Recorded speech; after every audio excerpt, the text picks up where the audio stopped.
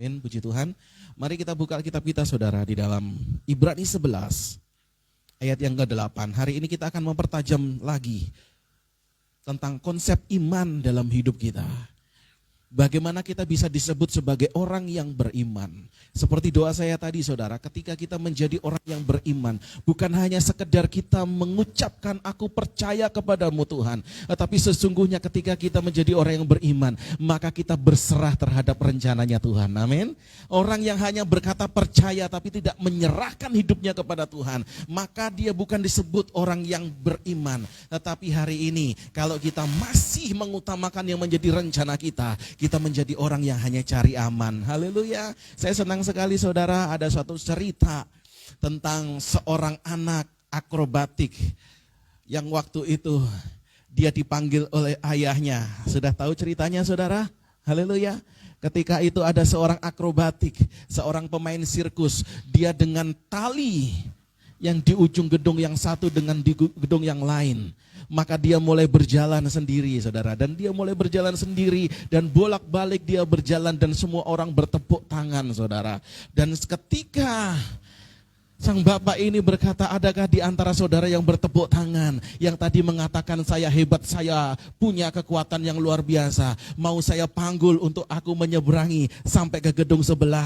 Yang tadi orang mengangkat tangan dan berteriak, kamu hebat, kamu luar biasa, amazing. Gak ada satupun yang mau. Tapi ada salah satu seorang anak saudara, dia datang kepada bapak itu, aku mau engkau gendong. Dan dia digendong dari gedung yang satu kepada gedung yang lain, hanya dengan seutas tali dia berjalan. Semua mulai ketakutan, semua mulai yang namanya bergetar, waduh bagaimana kalau anak ini jatuh bisa mati. Dan dengar baik, ternyata anak itu adalah anak dari sang pesulap itu saudara. Artinya dia tahu betul bahwa bapaknya tidak akan pernah mencelakakannya. Dia tahu betul bahwa bapaknya punya rancangan yang begitu indah, yang terkadang tidak bisa kita pikirkan, yang terkadang mungkin tidak bisa kita pikirkan dengan apa yang menjadi akal sehat kita. Kok bisa ya? Tetapi Tuhan kita, Tuhan yang ajaib. Asal kita mau berserah kepadanya, saya yakin dan percaya kita bisa lewati segala macam badai apapun dalam setiap kehidupan kita. Amin. Jadi hari ini ketika kita menjadikan pribadi kita orang yang beriman, saya percaya bukan hanya di mulut kita percaya, tetapi kita berserah dan menyerahkan diri kita secara total kepada Tuhan. Haleluya. Yuk kita baca dalam Ibrani 11 ayat 8 saudara. Sudah ketemu semuanya? Ibrani 11 ayat yang ke-8. Kita baca bersama-sama, 2, 3. Karena iman Abraham taat ketika ia dipanggil untuk berangkat ke negeri yang akan diterimanya menjadi milik pusakanya. Lalu ia berangkat dengan tidak mengetahui tempat yang ia tujui. Haleluya. Abraham menjadi orang yang beriman, bahkan dia dinobatkan sebagai bapak orang beriman. Karena dia punya suatu sikap di mana dia menyerahkan hidupnya secara total kepada Tuhan. Amin. Dia bukan hanya bilang percaya kepada Tuhan, tetapi dia benar-benar menyerahkan segala rencananya kepada Tuhan. Kalau saudara baca di riwayat Abraham, Abraham bukanlah orang yang saat itu kekurangan saudara.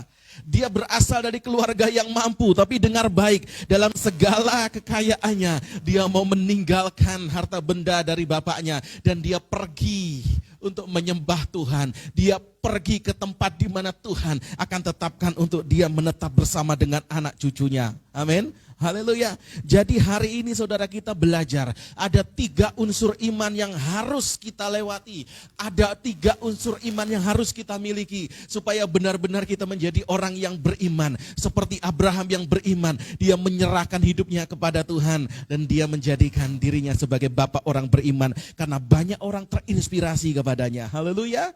Hari ini kalau kita dikasih tujuan, misalnya Pak Paulus, yuk Pak Paulus kita pergi ke tempat wisata ini Pak, oke, tapi saya nggak tahu tujuannya saudara, maka saya akan terus yang namanya bertanya, amin.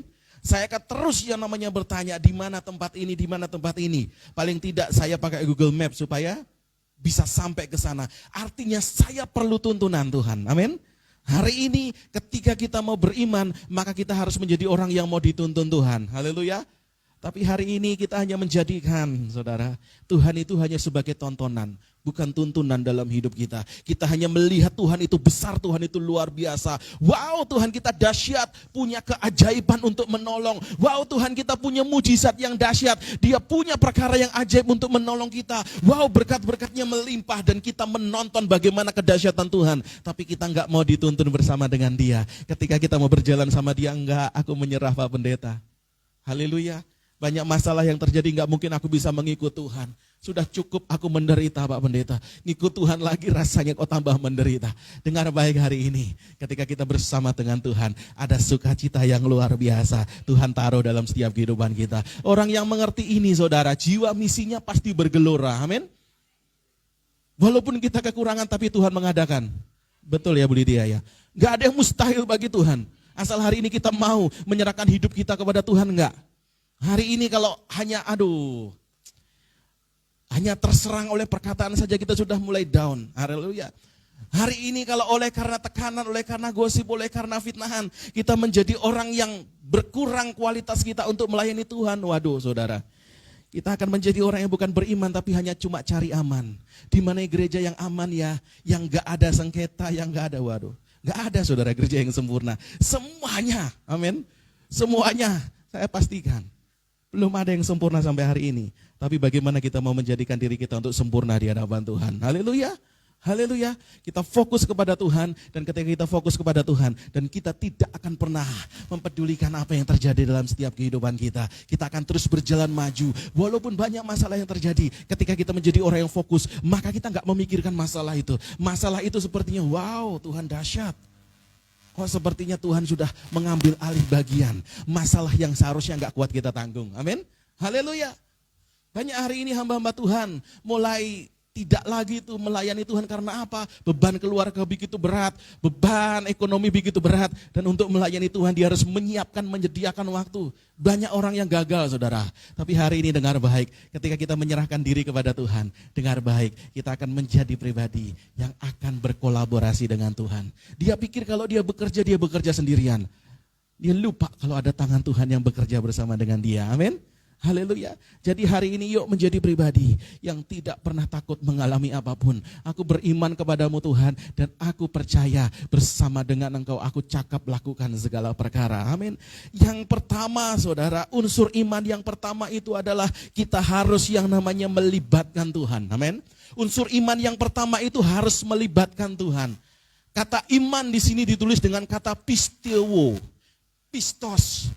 Kata iman ditulis dengan kata pistos yang artinya sebenarnya adalah seseorang yang meletakkan hidupnya, meletakkan dirinya dan dia menggantinya dengan kekuatan yang daripada Tuhan. Jadi kata pistio itu seperti seorang hamba yang menghadap kepada raja. Dan dia meletakkan segala kekuatannya. Dan biarlah raja itu yang bertindak atas hidupnya. Dan menyerahkan semua kekuasaannya. Amin. Iman itu adalah kita maju kepada Tuhan. Kita berkata kepada Tuhan, Tuhan ini aku kekuatanku. Kekuatanku gak seberapa, tapi aku mau berserah di hadapanmu. Aku mau ganti kekuatan ini dengan kekuatan yang berasal daripadamu. Amin. Haleluya. Jadi yang namanya iman itu harus melibatkan Tuhan. Amin. Makanya ada kata yang namanya Immanuel. Amin. Immanuel artinya apa? Tuhan bersama kita. Amin. Jadi iman itu sangat berbeda dengan sikap optimis. Amin. Kalau saya berkata seperti ini, saya yakin saya bisa melakukan itu. Saya percaya saya bisa menjadi orang yang menang. Itu baru sikap optimis, saudara. Itu baru sikap optimis dan itu belum disebut sebagai orang yang beriman, saudara.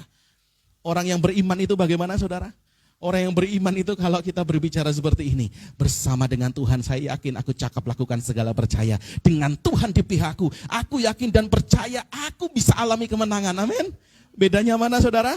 Ada unsur melibatkan Tuhan di dalamnya. Jadi hari ini kalau engkau hanya percaya di dalam mulutmu tetapi engkau tidak melibatkan Tuhan di dalamnya, itu baru sekedar sikap optimis. Kalau sikap optimis dunia jagonya saudara, amin. Tapi kalau iman, itu orang Kristen adalah suatu orang yang jempolan. Artinya ketika dia punya iman, dia betul-betul menyerahkan kekuatannya dan dia menggantikan kuasa Tuhan terjadi atas hidupnya. Sehingga yang terjadi adalah dia merasakan kemenangan. Dan kalau dia menang, maka dia berkata, bukan karena aku, tapi karena Tuhan yang menyertai aku. Amin. Haleluya. Makanya kalau orang yang beriman, dia tidak akan pernah sombong. Karena dia tahu, dia nggak bisa, dia nggak mampu lakukan segala sesuatu. Tapi Tuhanlah yang memampukan segala sesuatu. Amin. Haleluya. Jadi hari ini yang pertama saudara, unsur iman yang pertama adalah kita melibatkan Tuhan di dalam hidup kita. Kalau kita enggak melibatkan Tuhan di dalam hidup kita, maka kita bukan orang yang beriman, tapi kita masih disebut sebagai orang yang cari aman. Udahlah, aku enggak mau ke gereja lah. Ya, daripada nanti aku digosipin, ya kan? Aku enggak mau gereja lah. Aduh, di sana ada orang yang ngomongnya begini-begini. Amin, kita hanya cari aman, saudara. Dengan dengar baik, kalau hari ini kita hanya menjadi orang yang cari aman. Dengar baik hari ini. Kita enggak menjadi orang yang beriman dan kita tidak akan pernah bisa nyanyi perkataan tadi. Rencanamu, oh Tuhan, indah bagiku, tak terbatas oleh pikiranku. Firman-Mu ya dan amin, sumber kekuatan Kau terbaik, Orang nggak bisa nggak tahu rencana Tuhan yang indah karena apa, saudara? Dia nggak melibatkan Tuhan di dalamnya. Saya percaya orang yang melibatkan Tuhan di dalamnya, maka dia akan mengalami yang namanya proses demi proses walaupun menyakitkan, tapi bersama dengan Tuhan dia akan tampil sebagai seorang pemenang. Amin, haleluya. Yang kedua saudara, unsur iman yang kedua itu apa saudara? Mari kita buka saudara, dalam Roma 10 ayat yang ke-17. Roma 10 ayat yang ke-17 saudara. Boleh bantu ditayangkan. Roma 10 ayat yang ke-17. Kita baca bersama-sama. Jadi iman timbul dari pendengaran, dan pendengaran oleh firman Kristus. Yang kedua saudara, unsur dari iman itu adalah apa saudara? Yang kedua adalah pendengaran, berbicara tentang kepekaan. Amin.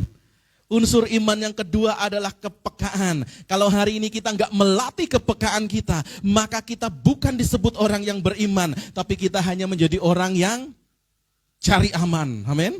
Jadi hari ini saudara, kalau kita mau disebut orang yang beriman, kita harus melatih kepekaan kita. Setiap hari kita harus melatih untuk mendengar apa yang menjadi suara Tuhan. Maka saya anjurkan buat setiap kita hari ini, kalau kita menjadi pendoa, kita mau menjadi pribadi yang mau menyembah Tuhan dan terus bersekutu di hadapannya. Maka setiap hari kita harus melatih yang namanya telinga kita untuk mendengar suara Tuhan. Kita harus melatih kepekaan kita supaya kita menjadi pribadi yang disebut orang yang beriman. Haleluya, haleluya.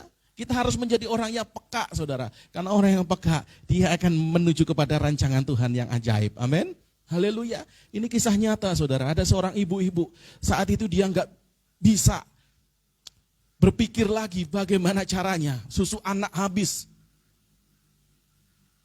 suaminya nggak ada uang, dan harus kasih makan. Semuanya habis, gak ada makanan saudara. Tapi hari itu dengar baik, dia dapat suatu suara yang begitu berisik dalam telinganya. Kau pergi ke supermarket, kau pergi supermarket ini, kau pergi. Dan dengan dorongan itu, dia berkata, tapi aku gak punya uang sedikit pun.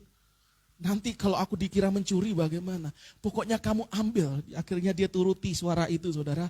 Ketika dia turuti suara itu, dia masuk ke minimarket dengan gemetar. Dia mau ambil yang namanya keranjang. Tapi suara itu, jangan ambil keranjang, ambil troli.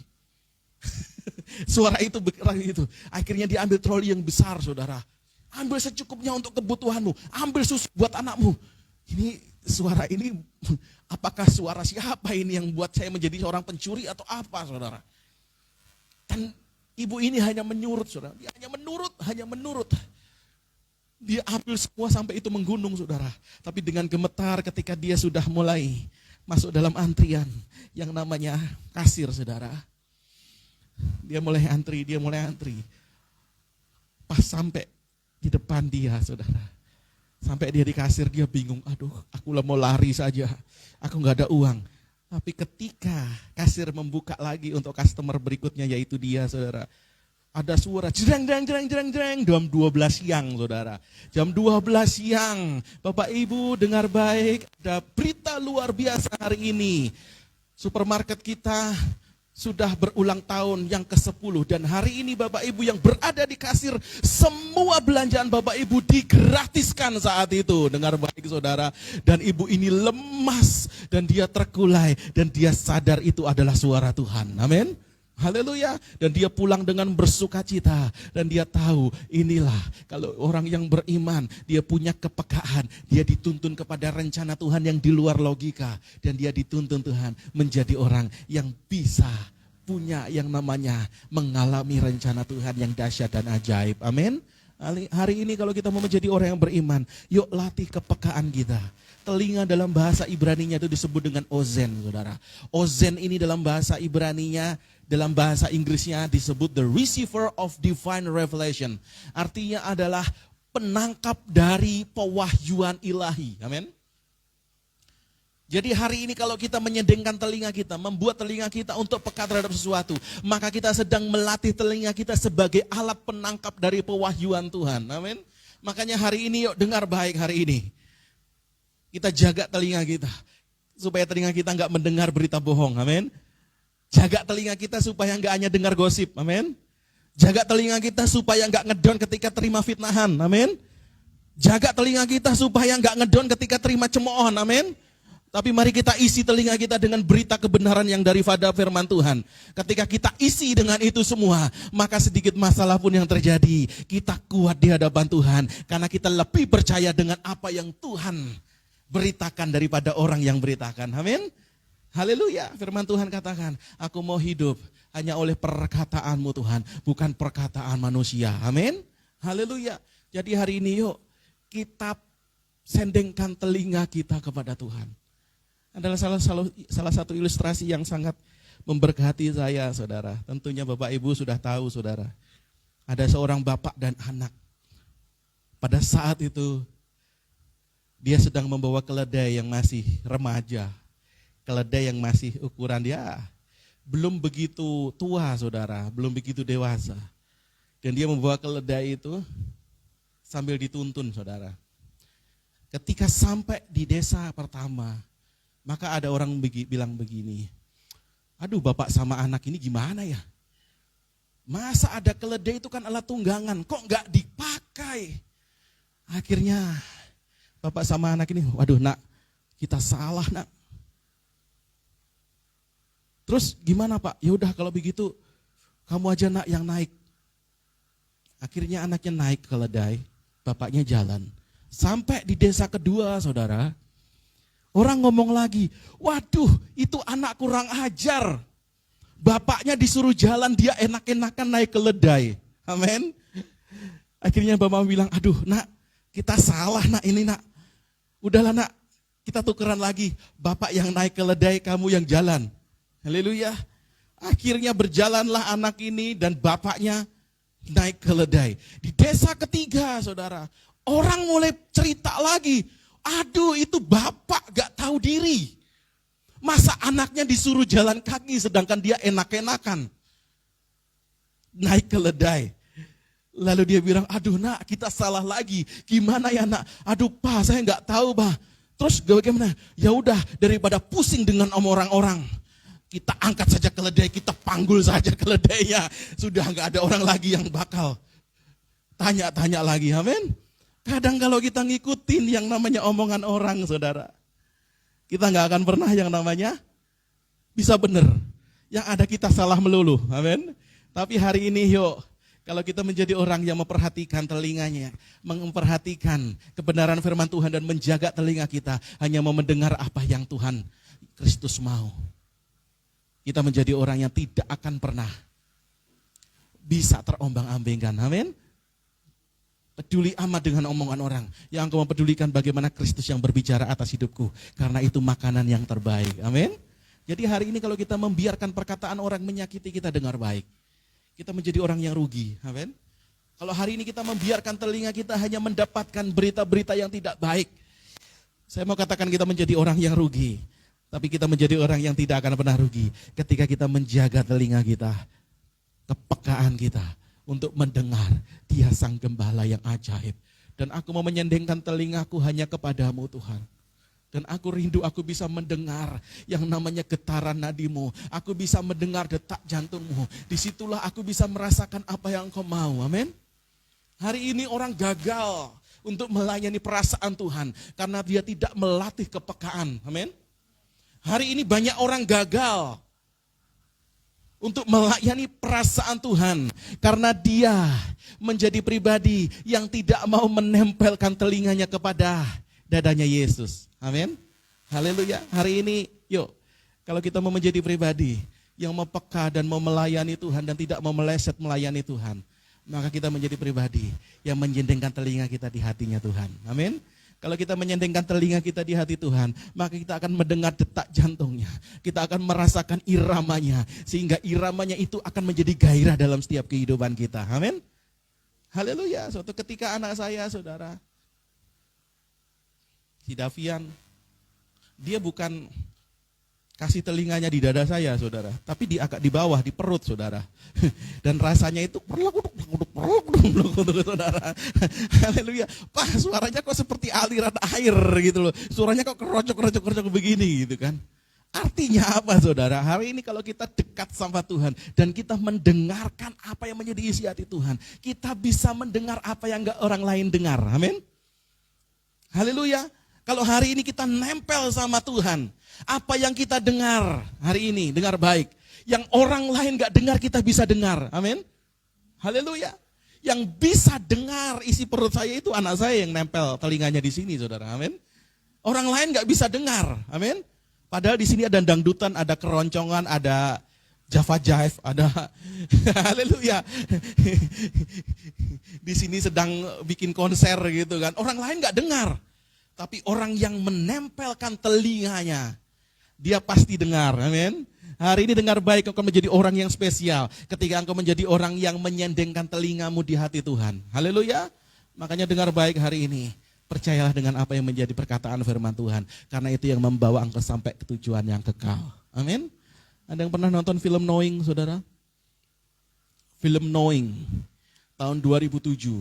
Waktu itu saya menonton premiernya di, kalau nggak salah itu di Arion Mall ya saudara, bersama dengan anggota DPA GBI Bekasi, Departemen Pemuda dan Anak Jakarta waktu itu. Kita nonton bersama saat itu. Filmnya judulnya Knowing, saudara. Dibintangi oleh Nicolas Cage. Jadi ceritanya film Knowing ini, saudara, Nicolas Cage ini punya anak perempuan yang dia bilang itu indigo karena dia sering mendengar suara-suara bisikan-bisikan yang aneh. Dan temennya dari anaknya ini, saudara, dia suka menulis dimanapun dia, kalau dikasih pulpen dia nulis, saudara. Bahkan di pintu kelasnya dia tuh menulis, dan tulisannya itu sama Nicolas Cage diteliti, saudara. Dan ternyata itu adalah koordinat-koordinat. Saat itu terjadi kecelakaan pesawat yang mengakibatkan 183 orang meninggal. Ada kejadian kecelakaan ini dan semuanya detail, koordinatnya detail, pas semua. Akhirnya Nicolas Cage bertanya-tanya, kenapa ini anak ini kok bisa pinter, bisa meramalkan tentang kejadian itu semua, saudara. Dan ternyata ada anak-anak lain yang sempat mendengarkan bisikan-bisikan, saudara. Dan saudara tahu ketika bisikan-bisikan itu terjadi, ternyata di akhir film mereka diajak kepada satu titik, di satu lokasi di situ, dikumpulkan di situ, setiap anak di situ mendapatkan bisikan itu. Ada pesawat terbang luar angkasa yang menjemput mereka, saudara. Dan ini adalah rapture versinya film ini, saudara. Jadi ini pengangkatan. Jadi ada pesawat luar angkasa yang menjemput orang yang menerima bisikan itu. Dan waktu itu Nicholas Cage karena dia buntutin anaknya saudara. Dan dia mau masuk saudara. Karena saat itu dunia sedang mengalami kekacauan. Sudah terjadi gempa bumi segala macam. Hujan meteor terjadi saudara. Dan saat itu Nicholas Cage mau merangsak. Dia mulai berjalan. Dan dia mau menuju ke kapal itu. Tapi ada seseorang yang bercahaya putih berkata demikian. Engkau tidak masuk di sini. Karena engkau bukan orang yang terpanggil. Engkau bukan orang yang mendengar bisikan itu. Hanya orang yang mendengarkan bisikan itu. Yang akan masuk di pesawat ini. Dan akan terbang keluar angkasa. Dengar baik saudara. Setiap orang yang punya kepekaan. Yang selalu mendengar bisikan-bisikan Tuhan. Itulah yang akan masuk di dalam rencana Tuhan yang ajaib. Amin. Hari ini yuk latih telinga kita. Untuk telinga kita melatih diri untuk mendengarkan apa yang menjadi firman Tuhan, perkataan Tuhan hari ini. Aku mau Tuhan melatih kepekaanku supaya Engkau sendiri Tuhan yang menjadikan aku menjadi orang yang setia dan kedapatan setia sampai akhirnya di dalam nama Tuhan Yesus Kristus. Yang ketiga saudara, unsur iman yang ketiga, kalau yang pertama tadi kita harus melibatkan Tuhan. Yang kedua kita melatih kepekaan. Unsur ketiga dari iman itu apa saudara? Kita baca dalam 2 Raja-Raja 6. 2 Raja-Raja 6 ayat 15 sampai dengan 17. 2 Raja-Raja 6. 2 Raja-Raja 6 ayat 15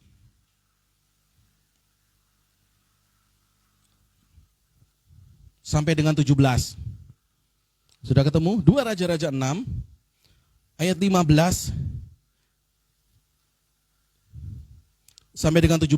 Ini kisah mengenai Gehazi. Ketika pelayan abdi Allah bangun pagi-pagi dan pergi keluar, maka tampaklah suatu tentara dengan kuda dan kereta ada di sekeliling kota itu. Lalu berkatalah bujangnya itu kepadanya, celaka tuanku, apakah yang akan kita perbuat? Ayat 16. Jawabnya, jangan takut sebab lebih banyak yang menyertai kita daripada yang menyertai mereka. Ayat 17. Lalu berdoalah Elisa, ya Tuhan bukalah kiranya matanya supaya ia melihat. Maka Tuhan membuka mata bujang itu sehingga ia melihat. Tampaklah gunung itu penuh dengan kuda dan kereta api sekeliling Elisa. Saat itu Gehazi bujang dari Elisa melihat ada tentara yang mengepung mereka saudara. Tetapi ketika dia berkata, Tuhan kita celaka, banyak musuh yang mau menyerang kita. Tapi Elisa tidak takut karena Elisa melihat bahwa ada pasukan Allah sementara membentengi kita. Amin. Dan dia berdoa, ya Tuhan celikanlah mata dari bujangku ini. Dan ketika matanya dicelikan, dia melihat ada pasukan Allah yang luar biasa. Yang mengelilingi tempat itu. Berkuda dan kereta berapi, penuh semuanya. Jadi tidak pernah takut lagi saat itu. Gehazi melihat segala serbuan apapun, tekanan hidup apapun yang saat itu sedang dilihat matanya. Ketika dia lihat bahwa Tuhan ada berjaga-jaga yang begitu luar biasa, maka dia bisa berkata, wow, ajaib benar. Amin. Haleluya.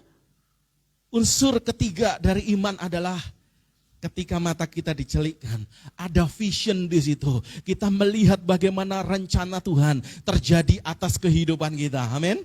Haleluya. Ketika kita melihat rencana Tuhan terjadi, wow, ternyata Tuhan menjagai aku. Ternyata Tuhan membentengi aku. Ternyata yang menyertai aku jauh lebih besar dari segala apa yang ada di depanku, yang mulai mencoba menyerangku. Amin.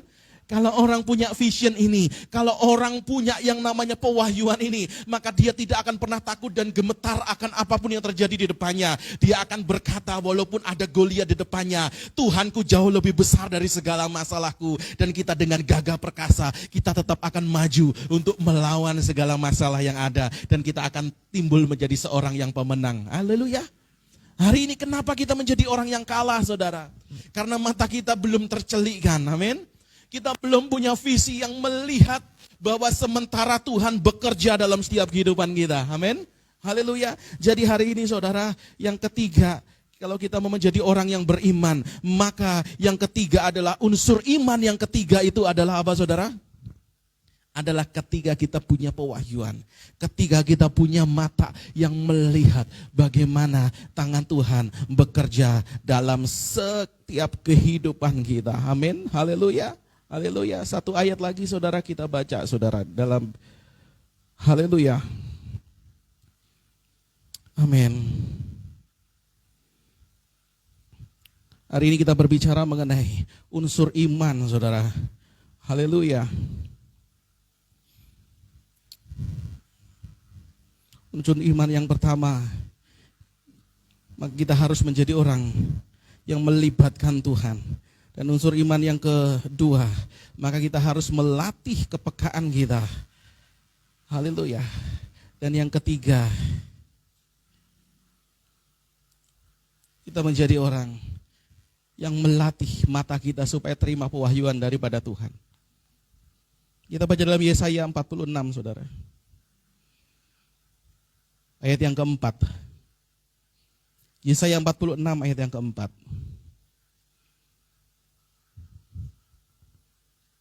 Kita baca bersama-sama. Sampai masa tuamu, aku tetap dia. Dan sampai masa putih rambutmu, aku menggendong kamu. Aku telah melakukannya dan mau menanggung kamu terus. Aku mau memikul kamu dan menyelamatkan kamu. Haleluya. Saya percaya orang yang terima visi daripada Tuhan, dia melihat apa yang Tuhan kerjakan itu begitu baik. Tapi hari ini kalau mata kita masih punya mata yang masih tertutup akan pekerjaan Tuhan, saya percaya kita tidak akan pernah menjadi orang yang akan memperoleh yang namanya keselamatan dan rencana Tuhan tidak terjadi dalam setiap kehidupan kita. Haleluya. Ketika kita digendong Tuhan sampai masa tua kita, saya percaya disitulah kita bisa melihat bagaimana Tuhan bekerja secara dasar dalam setiap kehidupan kita. Amin. Haleluya.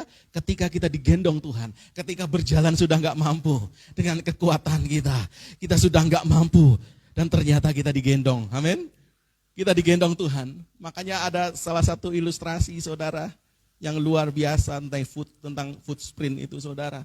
Dan mulai dari narasi cerita itu, Tuhan, di saat aku senang, aku lihat kita berjalan bersama-sama. Ketika di pasir, aku melihat ada 2 pasang kaki yang berjalan. Dan aku tahu itu adalah satu pasang kakiku dan satu lagi adalah satu pasang lagi adalah kakinya Tuhan yang berjalan bersamaku. Aku begitu luar biasa, aku punya Tuhan yang luar biasa. Dalam segala hari-hariku hari ini aku disertai Tuhan, aku mendapatkan kecukupan, aku mendapatkan berkat yang luar biasa. Terima kasih Tuhan. Tapi di saat itu saudara, pada diary berikutnya ketika dia mengalami masalah, dia mulai berkata seperti ini. Ketika aku mengalami kesesakan, ketika aku merasa ditindas, ketika aku mengalami tekanan hidup, saat itu aku hanya melihat hanya sepasang kaki saja. Dan di situ aku mulai kecewa, kenapa Tuhan meninggalkanku. Amin. Dia hanya melihat satu pasang kaki saja. Lalu dari narasi itu kita semua tahu saudara.